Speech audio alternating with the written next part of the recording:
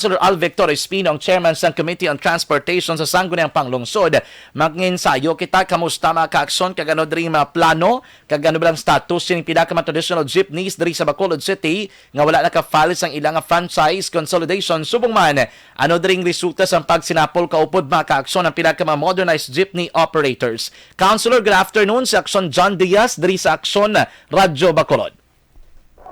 Action John, may hapon, and of course, sa tanan natin na tagpalamati, labi na git sa suki sa imong programa, may hapon sa aton tanan. Thank you, good Councilor, for the time. And of course, no, may nakita nga pila ka mapagsinapol na ginahimo sang inyo dira nga grupo, Councilor sa SP, no, sa inyo dira abi nga mga opisyal. But first, siguro, Councilor, would like to ask, ano diri reaction naton sa sitwasyon o kung kahimtangan karon sang pila ka mga traditional jeepneys, mga drivers and operators nga wala iya gali naka-file blas ang franchise consolidation, but at LTFRB is saying nga hindi na sila pwede ka biyahe kay kolorom na gidman sila gali. Well, Action John, ang aton siguro ng himuon una is ilantad naton kung anong responsibilidad sang tagsa-tagsa, no? Labi na gid sa mga government offices naton, namely the Land Transportation Regulatory Franchising Board or LTFRB, nga sa idalom sang National Government Agency nga tawag DOTR. Amo ni sila ang may responsibilidad kag may mandato halin sa aton nga mga sa national government o sa aton nga mga lagi nga maghatag sang ginatawag naton nga prangkisa, permiso nga kung sa diin ang aton ng mga public utility vehicles ginatagan sang panugot magbiyahe sa aton nga mga dalanon, no? So ang aton gid diri nga paghangop ang syudad di sang Bacolod isa ka entity sang gobyerno nga kung sa diin hindi taman pwedeng hindi mapamatian ang hinanakit kag ang mga reklamo sang aton mga pumuluyo labi na gid sa transport sector, no? So but at the end of the day, Action John, ang nagahatag sang prangkisa or sang ginatawag naton nga provisional authority, kung may ara ka sang provisional authority, amo lang ni ang kamaagi nga makabiyahe ka bilang isa ka public utility vehicle, no? Pwede mo marehistro ang imong salakyan sa Land Transportation Office. Nagahalin ini siya sa LTFRB. So, duwa ng ka-modalities, sir. Only two modalities for which nga pwede mahatag sa aton nga mga public utility vehicles ang ini nga mga prangkisa, no? And that is to consolidate under a cooperative or under sa isa ka korporasyon, no? Ang ini nga mautod nato niya nga wala nagpa sa idalom sa isa kapag consolidation, well, at hindi gini sila pwede mahatagan and the local government can only facilitate, no? But hindi ni sila mahatagan sang provisional authorities ng LTFRB kay nag-lapse na, no, sa December 31 ang ginatawag na pag-consolidate sa mga jeepneys as ang public utility vehicles. So, Councilor, sa karon, anong aton pwede nga maabiso sa ila because they're also asking help man, no, sa LGU, ilabi na akti damo, gini madulaan, mabalas ang trabaho ng mga drivers and operators? I'd like to disagree, no? Sa Syudad ng Bacolod, we are already fully compliant with the provisions of the Jeepney Modernization Program. Nanungod nga, we are one of the few cities nga may ara siyang ginatawag na Local Public Transport Route Plan or LPTRP, no? Sa idalom sang nag-consolidate nga mga korporasyon kag kooperatiba, pwede pa sila mag-operate in the event na kulang ang akomodasyon sang modern jeepneys nga natungdan sa ilang mga ruta. But they have mapaidalom gid sila sang naka-consolidate, hindi pwede sa wala naka-consolidate. But wala sa payan para sa ibalungan sa atong mga tagpalamati Action John. Sining hapon ng pasar ang sanggunian sa isa ka solusyon, no, nga kung sa diin endorse naton ang ilang position paper kag ang excerpt sang meeting sang ni Chairperson Lilia Sembrano sang Bacod Manobela sa National Government Agency DOTR nga kung sa diin ng LTFRB is under, no? So lang taon kag may ang national nilang asosasyon, ang Piston, may-ari man sila sang gin-file sa Korte Suprema. So we are waiting kung anong resulta sa ining mga kaso nga gin-file.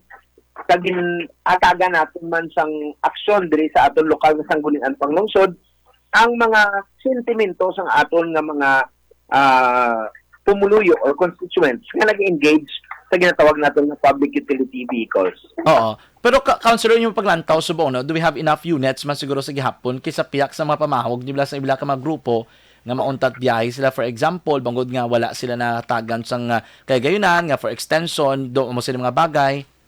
Hindi pa siya, to be fair also to the program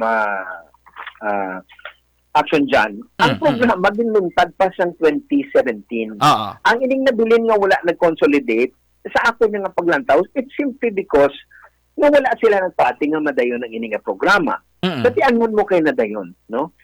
But we are extending our help, we are extending our assistance sa aton nga pumuluyo. Wala sa payan, gamay na lang ni sila nga bahin sang aton nga public utility vehicles. Ginatagan gyapon naton sila sang pag-insindi kag pagsuporta nga malambot ini sa ila. Sa National Government Agency ang ilang nga mga hinanakit kag kahinsangan. On the other side, Councilor, on the part of the modernized jeepneys, do you have any changes or developments sa ila diri nga status, Councilor? May mga meeting kamo kuno naging conduct with them? Yes, kabalo ka duwa ni siya ka asketo ang aton nga ginalantaw, no. Ang isa ang asketo sang traditional jeepneys, kag ang isang asketo man sa modernized jeepneys kung sa diin pangabuhian ang aton nga ginaistoryahan action dyan. Tilig angon nga ginadala sa tagsa-tagsa ka pamilya, sanduwa sini ka mga nga panawagan ng public utility vehicles, no? So ang kinahanglan nato na dito ang aton nga modernized jeepneys, may mga balayran na sila sa bangko. Action dyan. At the same time, din sa pupo Manila ang mga drivers at ang mga operators na wala naka-consolidate din sa pupo Manila.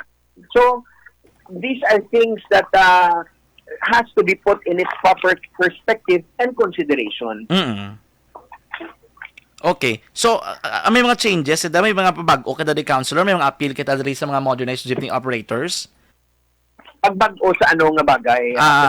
I mean, regarding bala to the extension of the hours sa ilang nga pwede nga pagbiyahe, considering nga posible, basi mabuhin-buhin na ng mga traditional jeepneys, bangod sang sining paglaps na sang ilang mga provincial authority, mga amo sila nga bagay, councilor? Well, dapat, no, you have to understand, wala sa payan nga may ara kita mga operators ka drivers naging nakonsiderar. But ang pinakaugat ginading hatagan dapat ng pagtamod action dyan is our riding public, no? They are the market. Ang riding public naton, sila ni ang nagahatag sang pamaagi nga tanan-tanan nagapangabuhi bahin sini. So amo na siya ang aton nga dapat nga lantawon, their convenience and to service our constituents nga utilize public transportation to commute daily pakadto sa ilang trabaho, sa eskwelahan and whatnot.